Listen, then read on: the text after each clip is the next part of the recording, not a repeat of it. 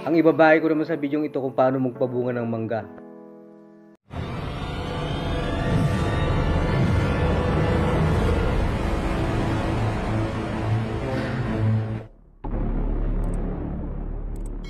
Ito na yung bunga ng inisprayan kong mangga. Nag-spray ako ng calcium nitrate noong December 7. January 31 ngayon kaya halos kulang 2 buwan na. Mataas ang presyo ng mangga kapag December. Umabot to ng 150 pataas kada kilo.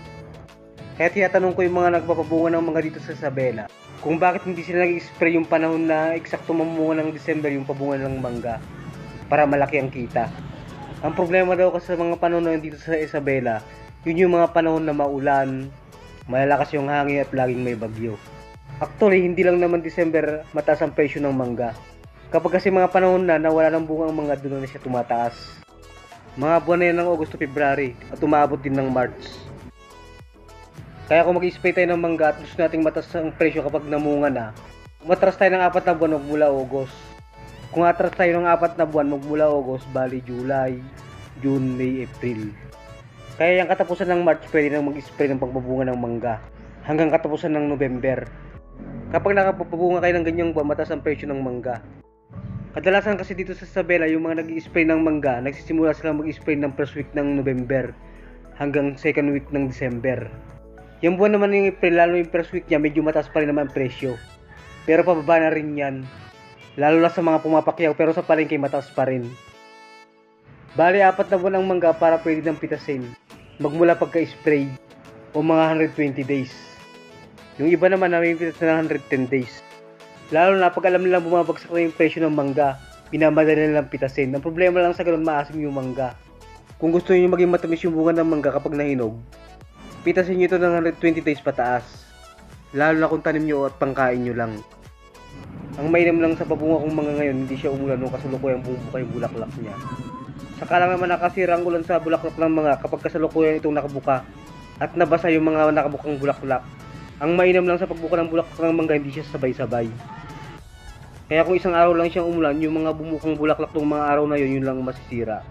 Nangingitim siya. Pero kung araw-araw yan na umulan, lalo kung magkakasunod, marami masisirang bulaklak at hindi na magiging bunga. Halos mangingitim na lahat ng bulaklak.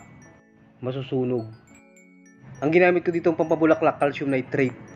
Mainam lang dito sa amin dahil meron agricultural supply, nagtitinda ng calcium nitrate na nagtitinda ng tingi-tingi lang. Nabili ko itong calcium nitrate ng 60 bawat kilo, kaya kumuha ko ng 2. Dahil malit lang naman na po nang i-sprayan ko. Sa mga gustong bumili ng calcium nitrate at hindi available sa inyong lugar, pwede itong mabili sa mga online shopping tulad ng Shopee. Makakabili din kayo dito ng per kilo, lalo na kung konti lang naman kailangan nyo. Ang ginamit ko dito ng calcium nitrate, yung Yara Liba Tropicot. Ang calcium nitrate hindi lang ito pampamuga ng mangga. Nakakatulong din ito para maiwasan yung pagkaroon ng blossom and rot ng mga kamatis. Yung parang natutuyo yung puwit ng kamatis. Calcium deficiency ang dahilan kung bakit nagkaroon ng blossom and rot ang bunga ng kamatis. Calcium deficiency ang dahilan kung bakit nangungulot yung dahon ng sili. Para naman mapabunga natin ang mangga gamit ang calcium nitrate, tutunawin natin ito sa tubig saka natin i-spray sa dahon niya kapag mature na yung dahon.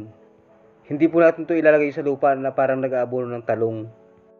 Ang ratio naman niya, kung gagamit tayo ng 1 drum na tubig o 200 liters, 6 na kilo hanggang 8 kilo ng calcium nitrate sa bawat drum ng tubig o 200 liters. Pero kung knapsack sprayer naman o katumbas ng 16 liters ng tubig ang gagamitin natin, pwede na ang kalahating kilo ng calcium nitrate sa bawat knapsack sprayer o 16 liters. Yung isang cup ng Nissin noodle katumbas yun ng kalahating kilo ng calcium nitrate. Medyo may kahirapang tunawin ang calcium nitrate kaya mas mainam na ilagay muna ito sa timba saka tunawin mabuti.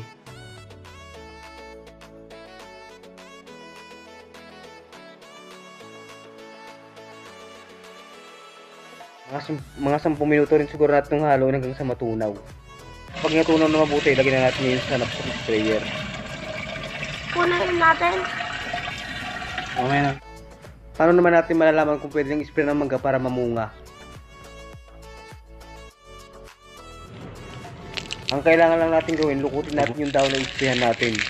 Kung malutong na o parang dry na yung tunog niya, pwede itong i-sprayhan. Yung malutong na parang ganito.